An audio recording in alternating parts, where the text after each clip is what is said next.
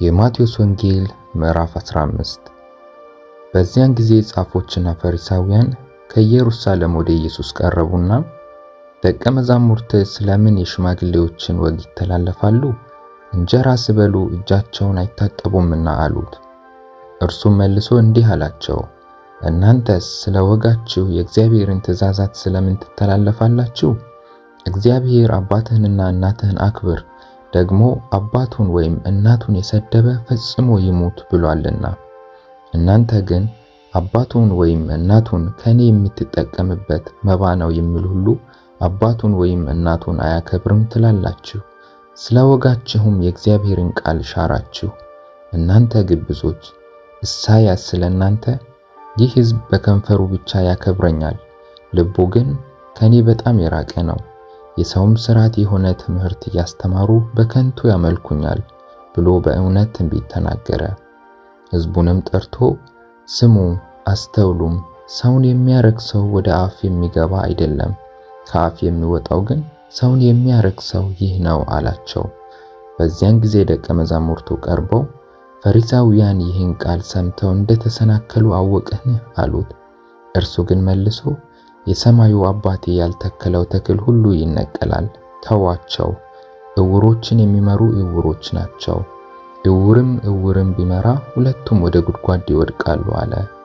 ጴጥሮስም መልሶ ምሳሌውን ተርጉምልን አለው። ኢየሱስም እንዲህ አለ፣ እናንተ ደግሞ እስካሁን የማታስተውሉ ናችሁን? ወደ አፍ የሚገባ ሁሉ ወደ ሆድ አልፎ ወደ እዳሪ እንዲጣል አትመለከቱምን? ከአፍ የሚወጣ ግን ከልብ ይወጣል፣ ሰውንም የሚያረክሰው ያ ነው። ከልብ ክፉ ሐሳብ፣ መግደል፣ ምንዝርነት፣ ዝሙት፣ መስረቅ፣ በውሸት መመስከር፣ ስድብ ይወጣልና። ሰውን የሚያረክሰው ይህ ነው እንጂ ባልታጠበ እጅ መብላትስ ሰውን አያረክሰውም።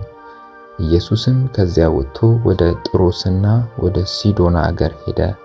እነሆም ከናናዊት ሴት ከዚያ አገር ወጥታ ጌታ ሆይ የዳዊት ልጅ ማረኝ፣ ልጄን ጋኔን ክፉኛ ይዟታል ብላ ጮኸች።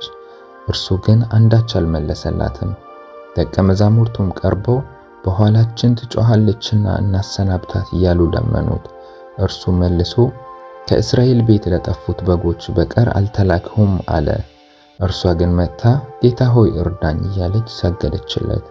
እርሱ ግን መልሶ የልጆችን እንጀራ ይዞ ለቡችሎች መጣል አይገባም አለ። እርሷም አዎን ጌታ ሆይ፣ ቡችሎችም እኮ ከጌቶቻቸው ማዕድ የወደቀውን ፍርፋሪ ይበላሉ አለች። በዚያን ጊዜ ኢየሱስ መልሶ አንቺ ሴት እምነትሽ ታላቅ ነው፣ እንደወደድሽ ይሁንልሽ አላት። ልጇም ከዚያች ሰዓት ጀምሮ ዳነች። ኢየሱስም ከዚያ አልፎ ወደ ገሊላ ባሕር አጠገብ መጣ። ወደ ተራራም ወጥቶ በዚያ ተቀመጠ። ብዙ ሕዝብም አንካሶችን፣ ዕውሮችንም፣ ዲዳዎችንም፣ ጉንድሾችንም ሌሎችንም ብዙ ይዘው ወደ እርሱ ቀረቡ። በኢየሱስም እግር አጠገብ ጣሏቸው፣ ፈወሳቸውም።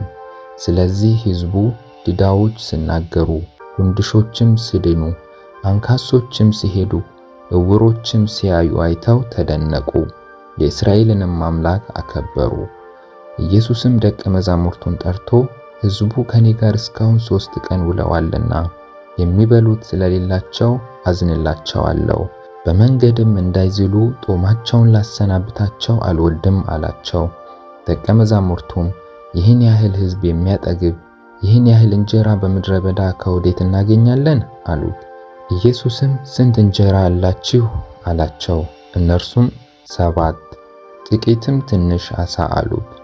ሕዝቡም በምድር ላይ እንዲቀመጡ አዘዘ። 7ቱንም እንጀራ ዓሣውንም ይዞ አመሰገነ፣ ቆርሶም ለደቀ መዛሙርቱ ሰጠ፣ ደቀ መዛሙርቱም ለሕዝቡ። ሁሉም በሉና ጠገቡ። የተረፈውንም ቁርስራሽ 7 ቅርጫት ሙሉ አነሱ። የበሉትም ከሴቶችና ከልጆች በቀር 4000 ወንዶች ነበሩ። ሕዝቡንም ካሰናበተ በኋላ ወደ ታንኳይቱ ገብቶ ወደ መጌዶል አገር መጣ።